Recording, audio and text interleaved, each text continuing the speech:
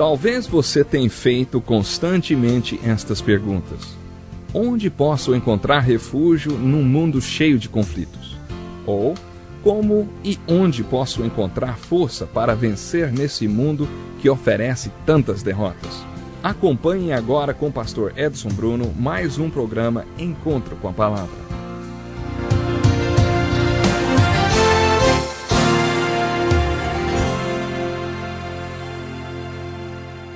Nós estamos estudando a tenda de adoração que Deus instruiu para ser feita por Moisés. E estamos olhando bem de perto para os móveis que nela existiam e observando como eles são símbolos do plano de redenção de Deus através de Jesus Cristo. Portanto, muito bem-vindo a mais um encontro com a palavra, uma pesquisa dedicada a ensinar a Bíblia inteira, um livro de cada vez. Nós estamos estudando agora a tenda de adoração e todos os seus maravilhosos símbolos. Mais tarde, quando estudarmos o Novo Testamento e chegarmos no livro de Hebreus, vamos poder estudar e ver bem de perto todos estes símbolos e o que eles significam. Um dos artigos da tenda de adoração era o castiçal de ouro. Quando o sacerdote se levantava diante do castiçal de ouro, ele estava reconhecendo que realmente Deus é a fonte deste livro que nós estamos estudando agora. Ele estava reconhecendo que a palavra de Deus era a luz guia para todas as situações. Ele estava adorando e agradecendo a Deus por ele dar ao pecador que estava lá no portão do pátio uma revelação de que ele poderia ser salvo e se aproximar de um Deus santo. O apóstolo Paulo se refere para sermos mordomos dos mistérios de Deus. E realmente é uma grande responsabilidade quando Deus nos dá a você a sua palavra, quando Deus dá para mim a sua palavra. Paulo diz no Novo Testamento, a fé vem pelo ouvir, e o ouvir da palavra de Deus. E a palavra fé muitas vezes significa a fonte da salvação. Eu acredito que o sacerdote se levantava diante do castiçal de ouro para agradecer a Deus por ele ter revelado a sua paz. O Senhor deu ao seu povo uma revelação da sua verdade quando deu a sua santa palavra. Esse também é um símbolo de Jesus, porque Jesus é a palavra, é a luz do mundo. E separados desta palavra somos deixados em inteira escuridão. Como já mencionamos, o sacerdote ia também à mesa dos pães. Nesta mesa estavam os pães que simbolizavam o fato de que Deus sustentaria o seu povo e proveria toda a sua necessidade. No livro de Êxodo e no livro de Números veremos o Senhor Deus fazendo isso de uma forma supernatural. Ele supernaturalmente supria todas as necessidades do seu povo. Acredito que Deus não quer que percamos a visão do fato de que Ele é a fonte do nosso sustento. Por isso também nos dias de Jesus eles tinham, em pequenos templos, esta mesa dos pães. Esta é uma ilustração de como os líderes religiosos perderam a visão do propósito da lei de Deus.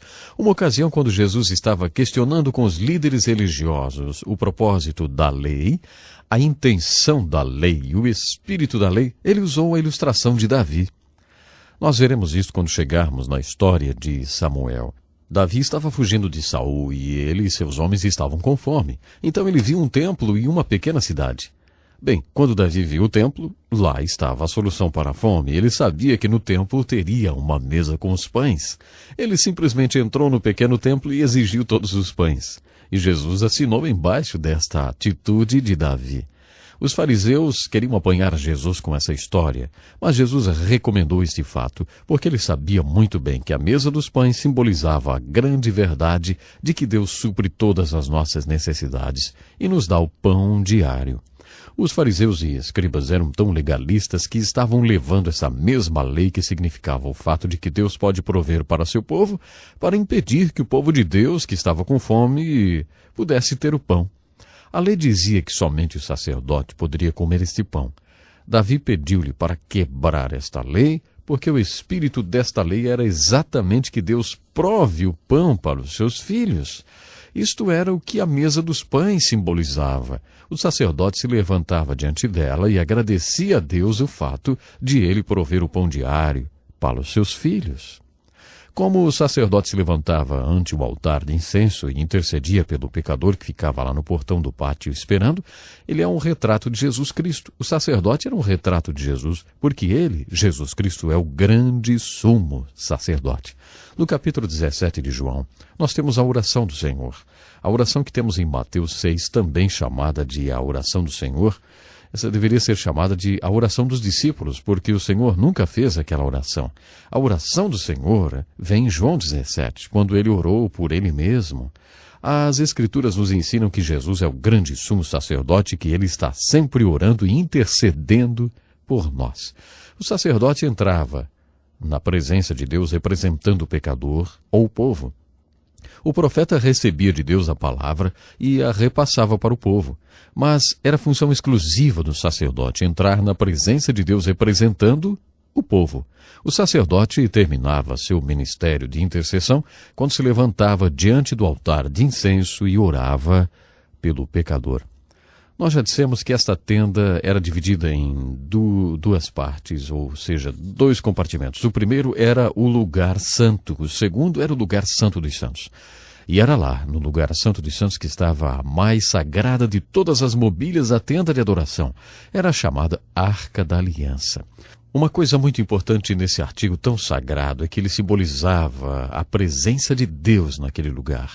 Quando chegarmos ao livro de Josué, veremos o povo levando a Arca da Aliança ao redor das muralhas de Jericó. Eles sempre levavam a arca para as batalhas, porque o poder de Deus era presente naquela mobília especial.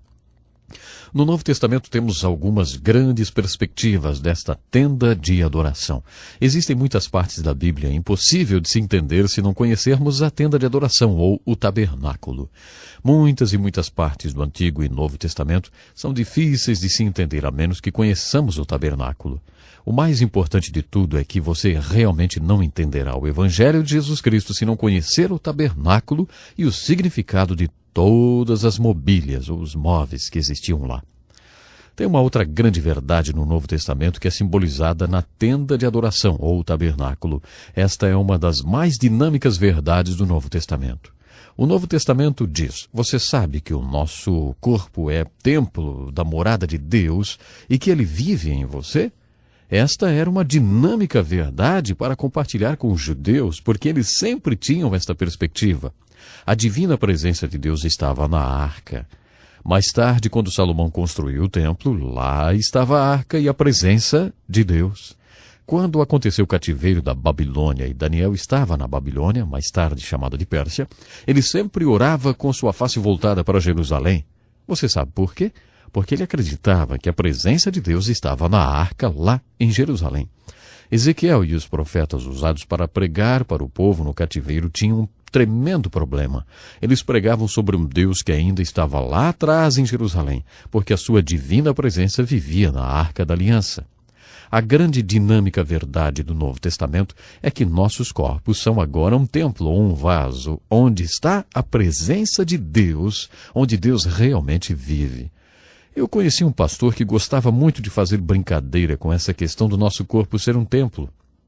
Ele dizia para seus filhos que se alguém o chamasse enquanto ele estivesse tirando uma soneca, deveriam dizer que naquele momento o pastor não poderia atender porque ele estava cuidando da manutenção do templo. O que significava era algo interessante, claro, porque ele estava cuidando do seu corpo, que é o templo de Deus. Então ele dizia: ei, diga lá quando eu estiver dormindo um pouquinho que o pastor está cuidando do templo, cuidando da manutenção do templo, porque o corpo é o templo do Espírito Santo. E uma soneca não faz mal a ninguém, não é verdade? Bom, um dia um amigo desse pastor deu-lhe um terno que nas costas estava escrito: manutenção do templo. Ele estava em Israel, no elevador do Hotel Rei Davi, usando aquele terno escrito atrás: manutenção do templo. Alguns hebreus que lá estavam não entenderam muito bem o que aquela frase significava. Alguns até pensaram que ele trabalhava no templo ou alguma coisa parecida. Eles sabiam que ele era um gentio e isto os estava confundindo. A verdade é que manutenção do templo significa que nosso corpo é o templo de Deus e é nossa responsabilidade mantê-lo. Seriamente, esta é a dinâmica verdade do Novo Testamento. Se você tem decidido seguir a Jesus e ser seu discípulo, seu corpo é o templo da morada de Deus. Mas no tempo da peregrinação no deserto, o templo, ou o real recipiente na qual a presença da glória de Deus habitava, era a Arca da Aliança. Isto fez da Arca da Aliança a mais sagrada e importante mobília do tabernáculo. Existiam vários artigos importantes dentro da Arca da Aliança. Existia ali as 2 tábuas de pedra, na qual estavam escritos os 10 mandamentos. Existia também um recipiente com maná que eles quiseram preservar e a vara de Arão, que de uma forma supernatural florescia. Tudo isso era mantido na Arca da Aliança. Acredite, é possível ver no Novo Testamento exatamente algo que se refere como se dentro do tabernáculo. Os artigos de mobília formam uma cruz, e isso não era acidental. O simbolismo é também muito bonito e não deve-se deixar de observá-lo. Não deixe de ver Cristo Jesus através de toda esta tenda de adoração ou tabernáculo. Você começa a se aproximar do altar de bronze e então se move para o lavatório e para os outros móveis do tabernáculo, e temos assim um símbolo da cruz que se completa ao lembrarmos o que aprendemos sobre o sangue colocado no batente das portas das casas dos judeus na primeira Páscoa, lá no Egito.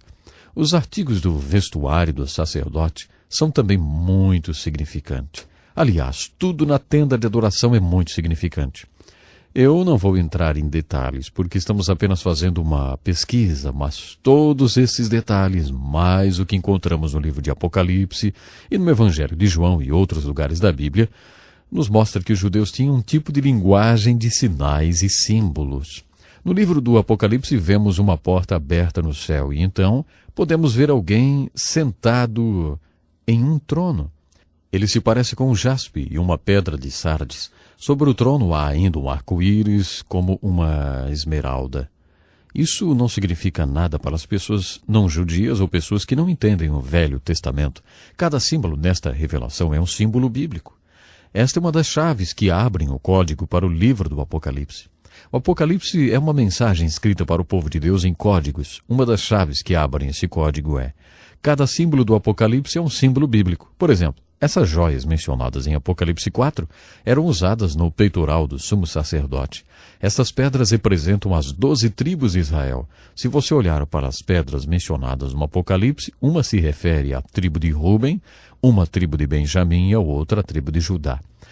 Você conhece esse Jesus? Lembre-se, o Velho Testamento nos ensina que ele está vindo e nós o veremos ensinando no Novo Testamento que ele veio.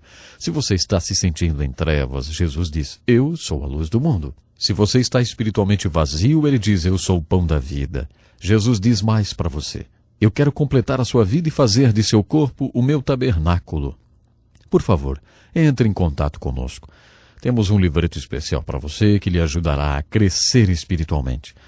Nosso tempo hoje já se foi. No próximo estudo vamos continuar olhando o livro de Levítico e entenderemos o papel do sacerdote como oficiante desta tenda de adoração ou o tabernáculo. Até o nosso próximo programa, então. Que lição importantíssima. Obrigado, Pastor Edson Bruno. Prezado ouvinte, coloque em prática o que você ouviu aqui. Sem dúvida, sua vida será grandemente abençoada. Este é um estudo escrito pelo Dr. Dick Woodward, na voz do Pastor Edson Bruno. Escreva-nos e solicite o material. Nosso endereço é Encontro com a Palavra, Caixa Postal 2011, CEP 89201-970, Joinville, Santa Catarina. Até o nosso próximo Encontro com a Palavra.